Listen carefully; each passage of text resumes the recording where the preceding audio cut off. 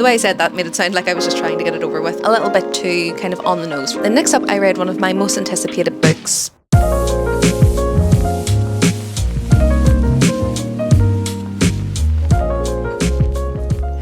Welcome or welcome back to my channel. If you're new here, my name's Maria, and today's video is going to be my March reading wrap-up. So just me going through all the books that I read in March, giving you my ratings, how I felt about them, whether I would recommend them, and just all of those good things. So some of these books you will have seen in reading vlogs, and some of them probably were quite recent. If they have been in reading vlogs, I'll definitely link them in the description below, but without further ado, let's just get into the wrap-up.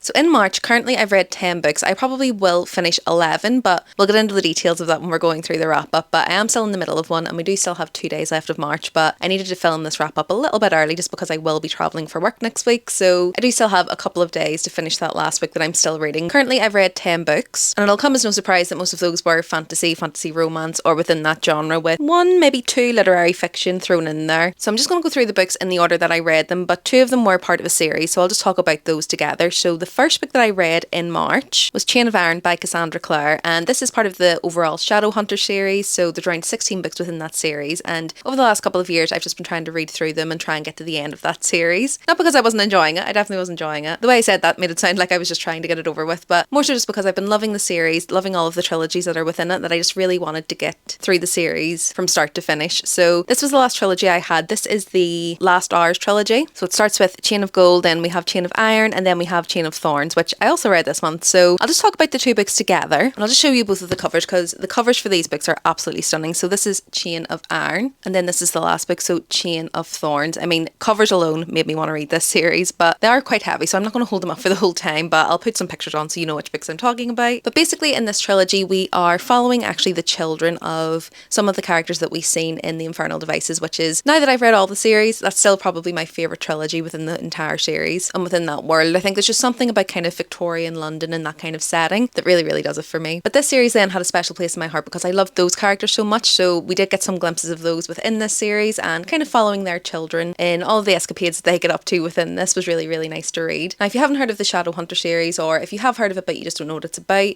it's basically kind of an urban fantasy. It's following these people who are called Shadowhunters, who basically have these natural abilities to fight demons and kind of protect humankind from those type of things, and they kind of keep themselves away from society. So in many of the books you'll find that they don't really know popular TV shows or books and things like that, so they don't really mingle with normal humans, or mundanes as they would call them. So they do have kind of this very tight-knit society of certain families and things like that. So you do kind of see that as a recurring theme throughout the 16 books, and generally with these books what I found is they tend to be a pretty equal measure between the romance within the story as well as the fantasy side of things. Now with these books I do think that a lot of it is to do with kind of almost like a mystery that the team have to kind of figure out throughout the way. Usually spans over the 3 books, and within the story you will see kind of different relationships be forged between the characters. And one thing that Cassandra Clare can do is write tension. Obviously these are YA, so there's no spice or anything like that if that's what you're interested in, but for me the romances that are written in here are just so good. Just the yearning and kind of the pining for each other. You can kind of see the feelings that they have for each other even though they won't admit it to each other. That's what I love in a romance, and Cassandra Clare does it brilliantly. So in terms of these books I did really enjoy them. I think I rated both of them 4 stars, and the only reason that I rated these obviously less than 5 stars, because I do really love these series, is I wasn't so interested in the kind of background plot within this one and the mystery that they were trying to solve. It just didn't pique my interest the way that some of the other trilogies had, so it meant I was only really there for the relationships, which were really good. I really loved the characters here, you know, they were really endearing. I really loved the relationships that they built, but because I wasn't as interested in the mystery when it came to obviously things being revealed or kind of following that plot, it did lose my interest at certain times. But overall still definitely recommend that. If you love the Shadowhunter world you'll still really love those books, so highly recommend those. So next up I read Welcome to the Hyunam-dong Bookshop by Hwangbo Rheum, and this one was one that was kind of, from what I'd seen on Bookstagram and BookTok and things like that, had been pitched as a bit of a cozy read. You know, it's set in a bookshop and it was just kind of following these people's lives as they were navigating maybe changes within their lives, and that was kind of what this was, but I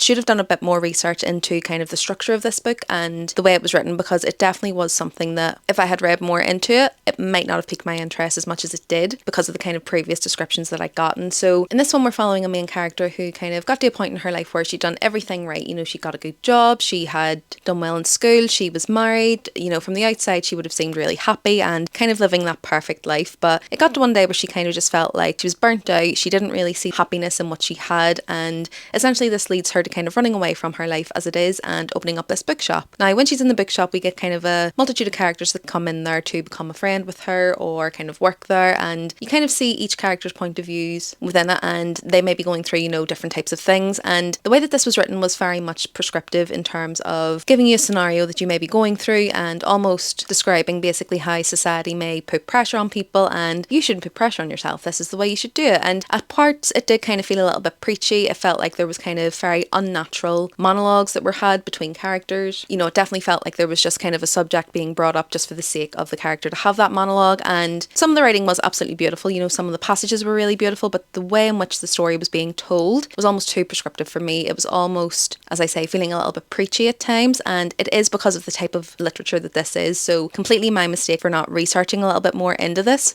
because it just wasn't what I was expecting when I went into it. I was just expecting a little bit of a cozy read, a bit of a character driven read, when really it is a bit more of a self-help book within a fiction book. And I've since been told that this is quite popular within Korean literature, and that's why I'm saying it's definitely on me. I should have done a bit more research on this one. So I definitely don't think this was a bad book. It definitely just wasn't what I was expecting at the time, and that kind of jarred me from the start. And I'm not sure if this type of kind of self-help within fiction is my favourite style, because it was a little bit too kind of on the nose for me. I like it to be a bit more nuanced within the story. I like it to kind of be just interwoven within the story, the message that the author is trying to tell, whereas this was quite blatant. But as I say, I do think it was just a matter of preference, so this kind of style wasn't for me. But in terms of the actual story, if you do like this style of literature, you probably will like this, because I do think the writing was really beautiful. I did like the characters. I just wish I'd learned more about them as characters rather than their scenarios, if that makes sense. So I did end up rating this one 3 stars, but as I say, take that with a grain of salt, because it is just a personal preference in terms of the way the story was told, and not truly reflective probably of the merit of the book. But for me personally, and my experience with it, it just didn't quite hit what I was looking for out of this one. Then next up, I read one of my most anticipated books,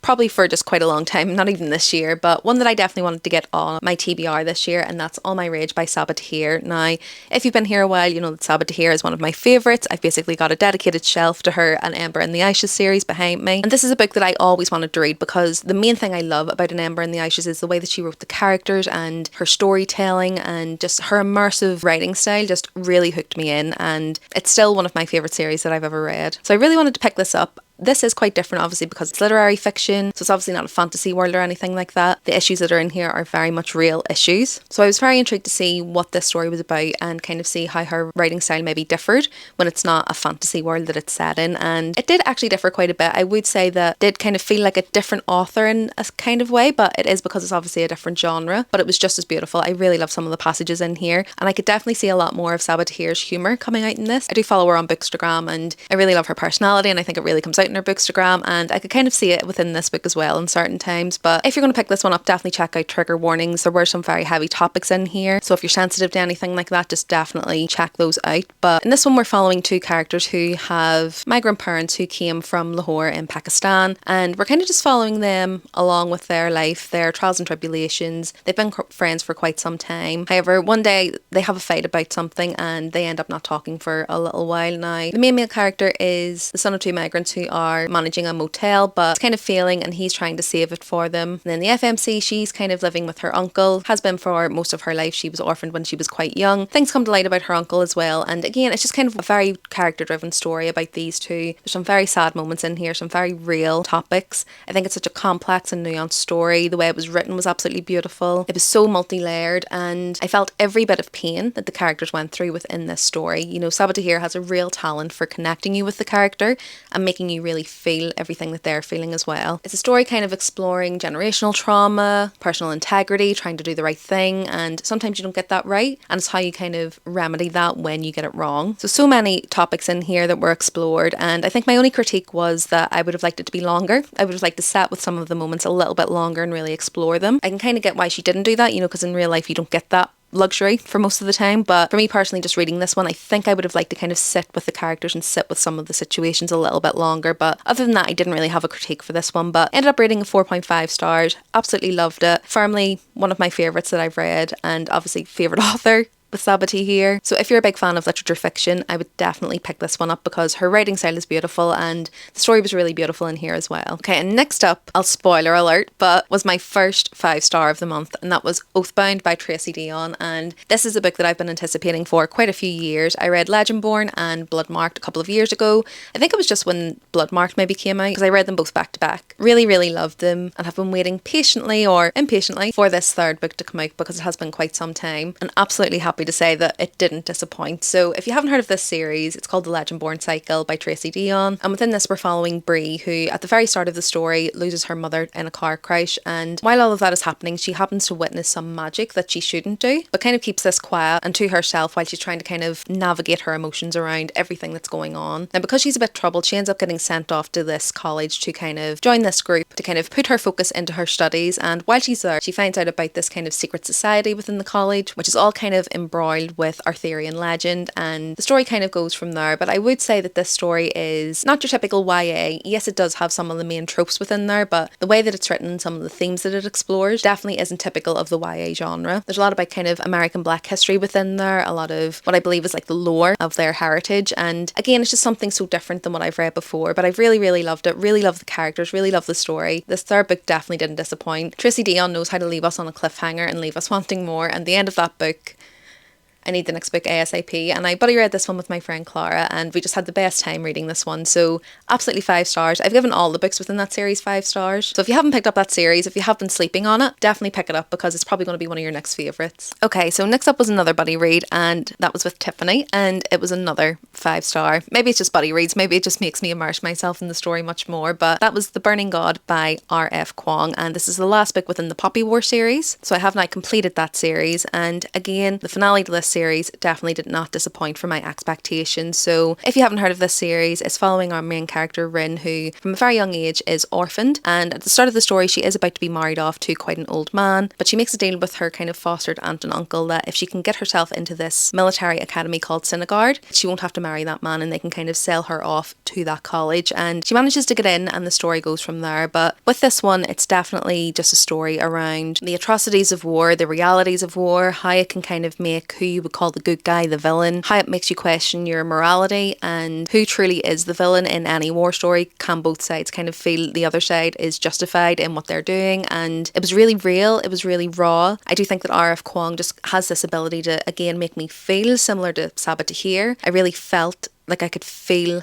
everything that the characters were going through, even though the main character is kind of doing a lot of deplorable things throughout the series. I was rooting for her. Even though you knew what she was doing was wrong, you did end up kind of rooting for her because you loved her so much and you could kind of almost justify what she was doing because of that love for her and because of the history that you know that she's had. But I do think this third book kind of really showed more of her descent into madness, and you kind of seen where she was going to be going wrong. And the end of this, while it's not necessarily satisfying, I think is a truthful end, and I think is a very real end, and I was absolutely devastated by the end of this, really, really devastated. But if you're going to go into this series, just again, similar to some of the books that I've mentioned, check trigger warnings for this. There's a lot of on-page stuff with regards to sexual assault, and obviously it's around war. You are going to get some gore in there, and it's a very real representation of what war is like. It's not a story that's written to kind of show how victory can make everyone happy at the end. This is a really true representation of, I'm sure, or what I can only imagine war is like. So definitely check those trigger warnings. It's not a light and fluffy read. Have something light and fluffy on the side to give yourself a little bit of a break from this, I would say. But in terms of the writing, in terms of the emotions that this evoked within me, the series is 5 stars. I love R.F. Kuang's writing. Very fast becoming a favourite author for me as well. So as I say, absolutely no complaints about this. 5 star. And then next up I read a really anticipated arc that I had for this year, and one of my kind of 2025 releases that I really wanted to read. That was Gifted and Talented by Elsie Blake. As I say, I was very lucky to get the arc for this one. This should be out by the time this video's up. I believe this comes out next week, but if it's not, it's out pretty soon. I'll put the date on the screen. But this one is kind of a magical realism story. It's following these 3 siblings who are the children of kind of this tech tycoon, absolute billionaires, you know, really, really rich, kind of out of touch with reality. They're not necessarily likeable characters throughout throughout the story, but as with most of Olivia Blake's books, that's kind of how they start out, and by the end you end up rooting for them. So with this one, we're just following the story after their father passes away at the very start, and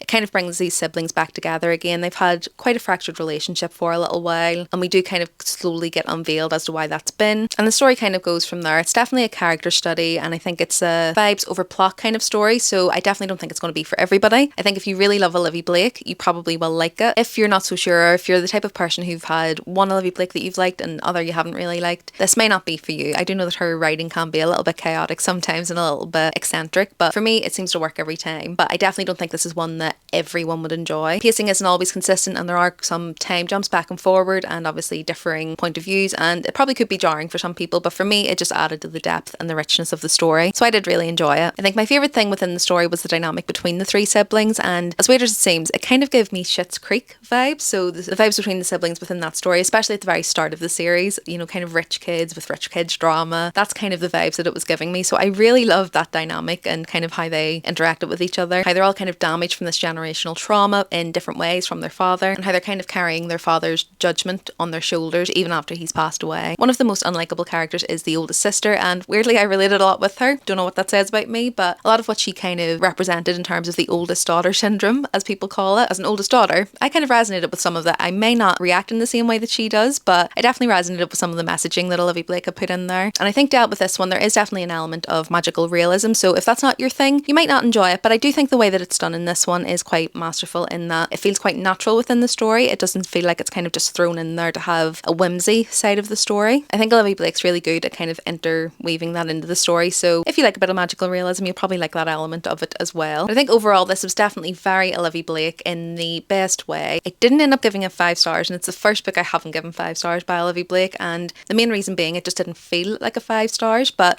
I did end up giving a 4.5, which is still really, really good. So with this one, as I say, I don't think it's for everybody, but I think if you liked Olivia Blake's Masters of Death, the kind of storytelling structure within this one, it's a very different story, but the structure and kind of the tone in which it's told, I think was quite similar to this. So I think if you like that one, you'll probably like this one as well. I then read Wildside by Elsie Silver. So this is the latest in her Rose Hill Ranch series, and contemporary romance was very Elsie Silver. I will say that this might have been one of my favourites within this Rose Hill Ranch series. It's following 2 characters who are kind of thrown together because of circumstance. Basically, at the start of the story, our FMC's sister passes away. She goes to then take care of her nephew and kind of take him on as her guardian, but turns out the landlord of her sister's home is actually put as the legal guardian for this boy, and that kind of throws them together, as I say, because of this circumstance. There's a bit of a hate to love theme within the story, and the reason I do hate is because there's already kind of lusty thoughts and feelings going on at the very start of the book, which wasn't my favourite. I do kind of wish that there was a bit more of that hate to love relationship within this, because I absolutely love a slow burn, so just personal preference. But in terms of the story and in terms of the characters, I did end up really loving this one. I think apart from it being very lust forward at the start, I did like the progression of the relationship with the 2 characters. I think it felt quite natural, and I just like them both as characters individually as well. Really like the FMC, related with her in a lot of ways, and the MMC is actually a wrestler within this, so he obviously has that dark and broody side, but you could also see kind of his very sweet side as well, so definitely very good book boyfriend material. And this one I initially rated 3.5 stars because I kind of felt like it maybe wouldn't leave a lasting impression on me, but I have kind of been thinking about it since I finished it, so I think I'm going to up that to a 4 star, because I think I may have been wrong when I said that wasn't going to leave a lasting impression on me. So in reality, I do think that that one's more of a 4 star for me, and if you like Elsie Silver, you'll definitely enjoy it. Then next up, I read The Scorpion and the Night Blossom by Amelie Wen Zhao, and this was one of the Fairy Loot picks for, I think it was the March book as well, so it's a really, really stunning cover. We've got some stunning sprayed edges as well. Unfortunately, this one didn't quite work for me, so I do think it's definitely a case of it just being a preference. It just wasn't my style of writing, and we'll get into that in a minute. But with this one, we're following our FMC who, when she was quite young, her father was killed by this demon who is called a Moi, and that demon also left her mother very, very sick. So for many years, our FMC has been trying to keep her mother alive and obtaining potions which kind of give her an extra month here and there, and at this point her mother just doesn't have much time and she's running out of options to keep her mother well. Within this world, there are these trials which you can enter into that basically give you the chance to win an immortal pill, and she wants to try and win that so that she can give that to her mother to cure her, and the story kind of goes from there. We do have a bit of a enemies to lovers meet up with the MMC in here, and I did think that was really well done. But I just think overall the storytelling in this one was very telling over showing, and for me personally, I just prefer to be in the moment with the characters than be told what they've done for the last 2 weeks. So if they've been travelling for 2 weeks, take me with them. I want to go with them. I want to experience everything. I want to feel the feelings that they're feeling and not just be told we travelled for 2 weeks and my feelings were growing, if that makes sense. So if that style of storytelling doesn't bother you, you probably will enjoy this one, especially if you're maybe newer to fantasy, because I do think this was extremely approachable. There was definitely an immersive world here kind of based on Chinese mythology and lore, and in terms of the visual aspects of this, I could definitely envisage everywhere that we were some really beautiful landscapes that were created by the author. But in terms of the characters, I just found that by the end I just didn't really care about them because we hadn't been fully introduced to them. You know, we didn't really know them, I felt personally, by the end of it. Their motivations weren't clear. I think the FMC kind of was a very strong character at the start. That kind of whittled away as we went through the story, and there were some side characters in here that literally by the time I finished the book, I completely forgot who they were. So they didn't leave any impact on me either, and for that reason I ended up rating this one a 3-star as well. So I do think if you're newer to fantasy, or just if that storytelling style doesn't bother you, you probably will enjoy this one a bit more because the writing was nice, and as I say, the setting and everything that it was in was really, really intriguing. But I just didn't care about the characters by the end, so that by the time there was a bit of a twist, it didn't really have the impact that it should have. So yeah, a bit disappointing with this one, especially because I have this beautiful edition, but I probably will be letting this one go because I don't need to keep a 3-star book on my shelf. Okay, and then next up, I've literally just finished this today, so hot off the press is The Shadow of the Fox, just Shadow of the Fox by Julie Kagawa, and this one has been recommended to me by As Told by Kat on here, and they have been telling me how great this is, so decided to finally pick this one up to see what the hype was about, and I'll definitely say it didn't disappoint. I have really enjoyed this. With this one we've got, I believe it's kind of Japanese lore infused within the story, and I always just find that really intriguing. Any stories that I've read with that interwoven in the story have usually ended up being some favourites for me, so really, really love the setting of this one. We're following a main character who has been brought up in a temple her entire life. She's called what is a kitsune, which basically means that she's half human and half fox. But most people can't see that, you know, it's not clear. When you meet her, it's only really when you see her reflection, either in water or in mirrors, so she's quite guarded about that secret. At the start of the story, her temple basically gets burned down by this demon, and she ends up escaping with what is called the Dragon Scroll, or part of that Dragon Scroll, and this is something that quite a few people within this world are seeking, so it obviously puts her in immediate danger. As she's running from the temple, she runs into this samurai who is basically the demon slayer within this world, and he's also kind of battling a demon within his own mind, let's just say, and they end up kind of reluctantly allying together to get to this place where they will be able to reunite the scroll with the other piece. Now, the demon slayer doesn't know she has this scroll. There's a lot of kind of secrets between the two, but they embark on this journey to try and get to that end destination, and along the way they end up gathering kind of a ragtag group of friends who all have kind of a similar end goal. One of them's just tagging along for the fun, you know, he's just like, oh, I've got nothing better to do, I'll join you, why not? And he was actually a really funny character. He definitely added a lot of comic relief, but for the most part we just end up with a real ragtag group of friends who are working towards one goal, and that's kind of what this book was. There was a lot of setup within this book, a lot of setting up the world and the lore, and kind of introducing us to all the different types of demons and legends that are within this world, and some might feel it was kind of too much setup, but for me this is exactly the type of storytelling I like. I want to feel everything. I want to know these characters inside out. I want to understand exactly what their motivations are, and